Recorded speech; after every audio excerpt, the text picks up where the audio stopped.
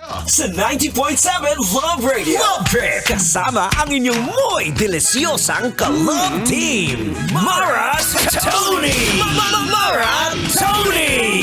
Ikaw, anong trip mo?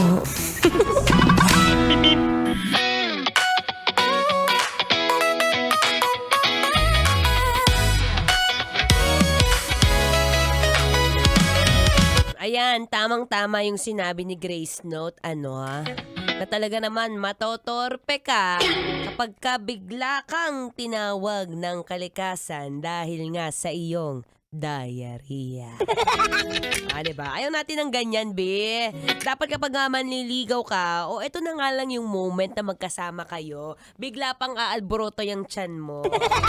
Diba? Kahit papaano, kung kaya natin gawan ng paraan as much as possible para hindi tayo napapahiya, be. Diba? Sabi nga nila, first impression last. Paano pag ang first impression sa'yo, be? Yung punta ka kagad sa banyo, tapos sasabihin mo, wait lang, ang sakit ng tiyan ko eh. Tapos iisipin ng babae, nag-aarason ka lang kasi wala ka pang bayad sa bill na bilhin yung sa restaurant. Diba? Yung mga ganyan, yung mga napapanood ko sa palabas noon. Diba? Classic yan yung sa mga, tawag dito? Filipino channel siya, PBO, at saka meron pang isa, Channel 27. PBO and Channel 27. Cinema One! Oh my gosh, I love those movies. Kaya kung relate ka, alam mo na yung mga gawaing, teka, exit lang ako sakit ng tiyan ko eh. Anyway, nagbabalik pa ang inyong kadaldalan. Daldalerang atleta DJ Mara Tony.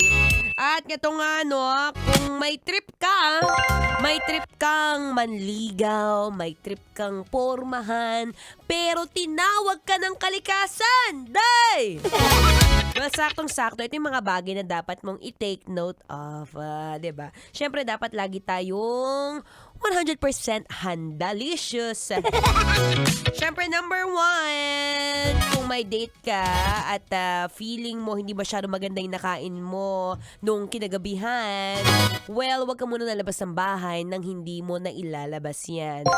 So, paano mo ilalabas? Siyempre, uminom ka ng maraming tubig para na-flush out na siya kagad. Actually, nag-react lang naman yung tiyan kapag may nakain nga siyang hindi maganda. So, ang tendency niyan, pag hindi maganda yung nakain mo, ilalabas na yan hanggat sa ilalabas na yan, hanggat sa wala na yang matira sa loob ng sikmura mo, be. So, yun, number 1, drink water bago umalis. Okay lang yan, tiisin mo muna yung mga ilang minutong late ka kaysa ilang minutong ayaw ka na niyang makasama kasi nga puro prurot ka. Okay, number 2. Siyempre, bukod dyan, kailangan make sure mo na hiyang ka sa kinakain mo.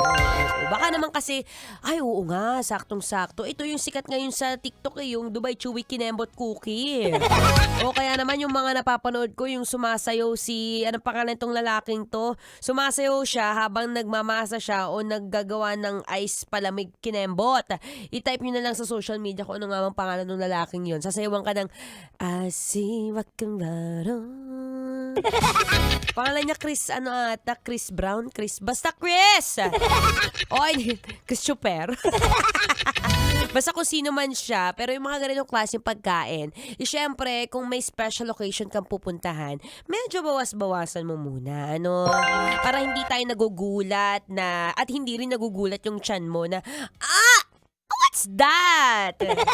Diba? Ganun lang naman ang buhay. Kung minsan, may mga bagay na hindi tayo sanay, medyo magkakaroon tayo ng palya.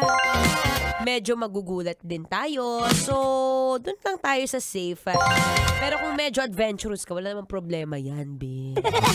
Ang mahalaga, walang matatamaan na special occasion, diba? Kainin mo lahat ng gusto mong kainin.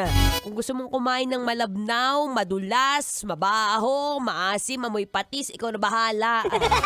Choice mo yan at tiyan mo rin yan. Pero as much as possible, if we can exert much effort on eating meals na hindi masyadong masakit sa tiyan, yun na lang muna, 'di ba? Tandaan mo, mas mahalaga pa rin ang okasyon nyong mag-asawa. Ano ba, mag-asawa na ba? O wala lang, situationship?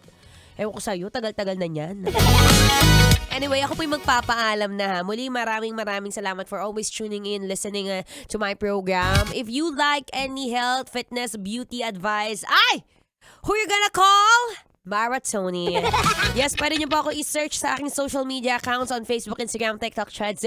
It's Mara Tony, which, by the way, I am live right now. Awake, alert, enthusiastic.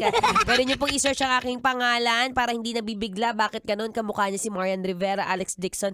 It's for you to check out. Susunod na po ang ating Spicy Opa. Walang iba ako si DJ Kim Chino. Dito pa rin sa 90.7 Love Radio. Kailangan pa ba i-memorize yan? Basic.